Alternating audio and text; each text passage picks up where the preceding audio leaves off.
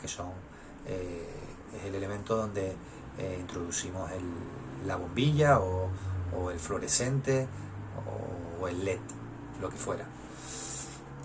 A continuación pasamos a ver otro tipo de instalación, que es la instalación de agua potable y saneamiento. Aquí podemos ver el típico sistema de agua potable y saneamiento en un esquema 3D, donde vemos la entrada de agua a la vivienda y cómo se ramifica al resto de la vivienda. Se suele diferenciar pues en un circuito de agua fría y un circuito de agua caliente. Además podemos ver el esquema de saneamiento, que es el desagüe de todas esas aguas hacia la red de alcantarillado, y en el caso de que no haya red, que cada vez va siendo lo menos habitual, pues a los pozos negros que pueden tener las viviendas. El desagüe también suele tener una evacuación de gases, porque los saneamientos suelen producir gases que deben de evacuarse para que no entren en la vivienda y produzcan malos olores e incluso intoxicaciones. Aquí podemos ver más claramente cómo se compone el circuito de agua sanitaria de dos circuitos, el de agua fría y el de agua caliente, y podemos ver sus principales elementos, ¿vale? Son tubería, grifería, válvula de corte, accesorios de unión, esos son codos, Ts, etc., ¿vale? Así como reguladores de presión. La siguiente diapositiva podemos ver una instalación de saneamiento en 2D, donde vemos cómo está el sistema diseñado para evacuar el agua usada hacia las aguas residuales, y los gases que emanan de esas aguas residuales pues se vierten a la atmósfera. Sus principales elementos son principalmente tubería y accesorios. No suelen tener válvulas de corte porque nadie va a cerrar un saneamiento, o no se debería. Otra instalación importante es la instalación de gas, que podemos ver a continuación.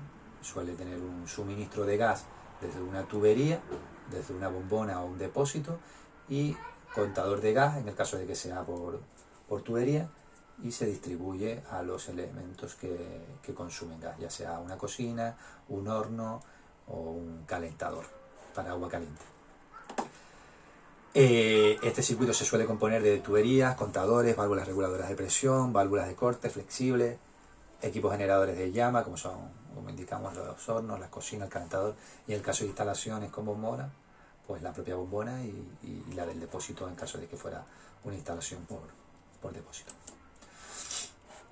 A continuación vemos el circuito de instalación de calefacción, donde podemos ver los intercambiadores de agua-aire, con un circuito cerrado de agua caliente y un circuito de agua frío que generado por un calentador.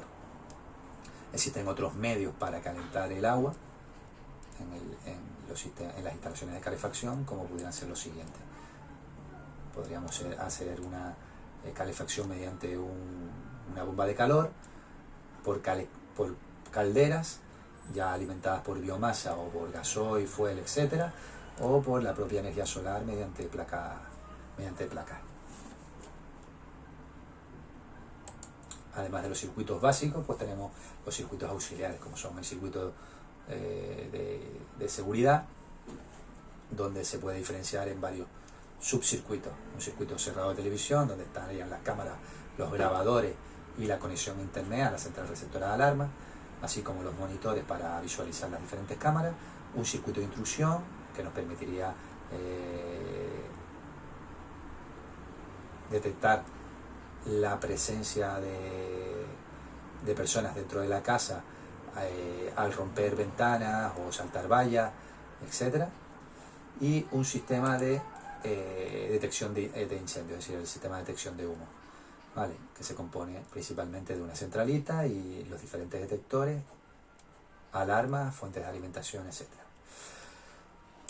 La siguiente instalación es la instalación de radio y televisión, que se compone principalmente de elementos de captación, ya sea analógico o digital, mediante antena parabólica o antena tradicional, amplificadores y filtros, cables y tomas de antena. principalmente un circuito de televisión, pues se compone de esto. Muchos de estos circuitos se están desestimando porque casi todo la radio y televisión ya está llegando por la red internet. Eso no quiere decir que sigan existiendo en muchos lugares todavía, pero bueno, el futuro parece ser que más bien su desuso. Aquí tenemos la instalación de internet, podemos ver la entrada por la cometida, llegaría a nuestro router y de ahí pues se distribuiría pues mediante cable a las tomas de LAN de los ordenadores, PC, etcétera, o incluso ya pues mediante wifi. No haría falta ni siquiera ese tipo de tomas, sino llegar al módem y desde el módem ya emitir señal vía wifi, que con las velocidades que tenemos hoy en día 5G prácticamente nos podríamos ahorrar la parte del cableado de la instalación hacia las habitaciones. Tendríamos también una instalación de interfono y telefonía.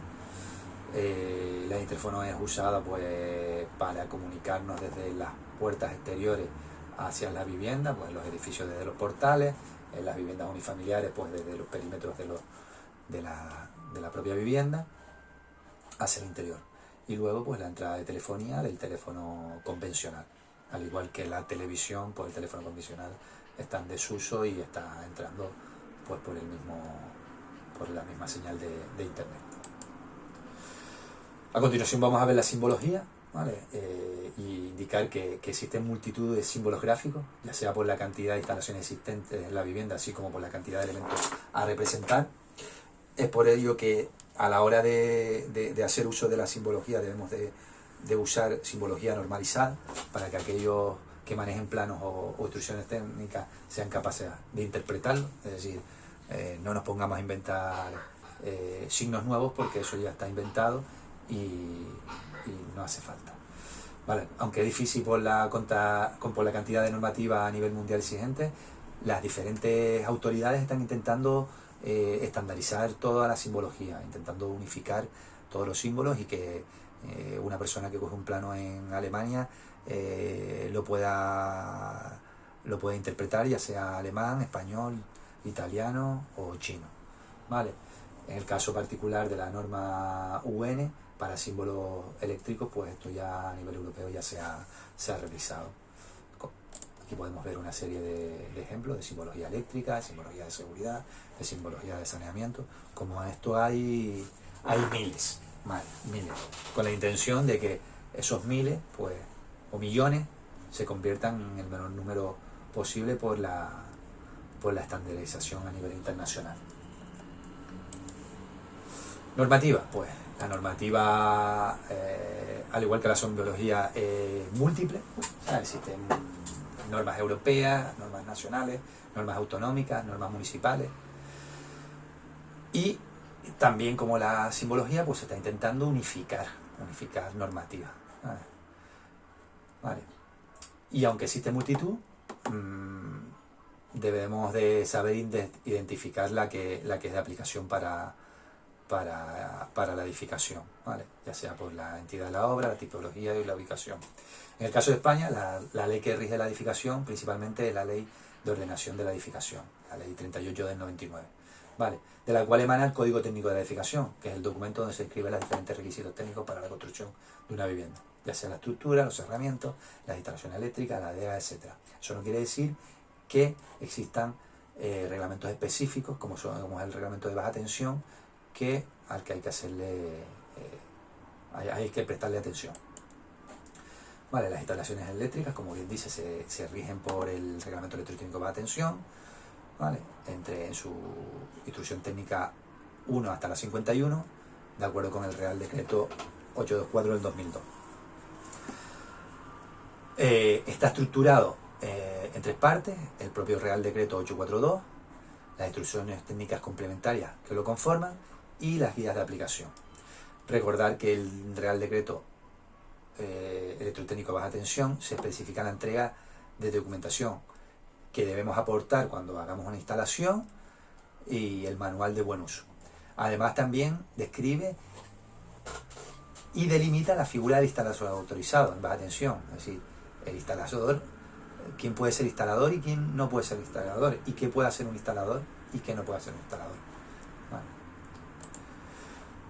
Y para finalizar, y no por ello con menos importante, recordar el cumplimiento de dos reales decretos que se exponen a continuación, que son muy importantes en toda obra de edificación y en toda instalación, que son decretos relativos a la seguridad y salud. El Real Decreto 1627 del 97, que se establece las disposiciones mínimas de seguridad y salud en las obras de construcción, y cualquier otra normativa en materia de seguridad aplicable en el momento de ejecución. Y el Real Decreto 171 del 2004, por el que se desarrolla el artículo 24 de la Ley 31 del 95, del 890, de prevención de riesgos laborales en materia de coordinación de actividades empresariales. Además, tenemos que tener en cuenta que siempre que hagamos cualquier trabajo, debemos de tener los equipos de protección individual y las herramientas adecuadas para hacer el trabajo que vayamos a desempeñar. Tanto los EPIs como las herramientas debemos de tenerlas en perfectas condiciones de uso y de mantenimiento. Y con esto hemos terminado la clase del día de hoy, emplazándolas a la próxima clase. Darle las gracias por su atención, y cualquier consulta o aclaración me la pueden realizar en este momento o trasladármela a través de los medios que tienen ustedes para comunicarse conmigo. Muchas gracias, muy amables.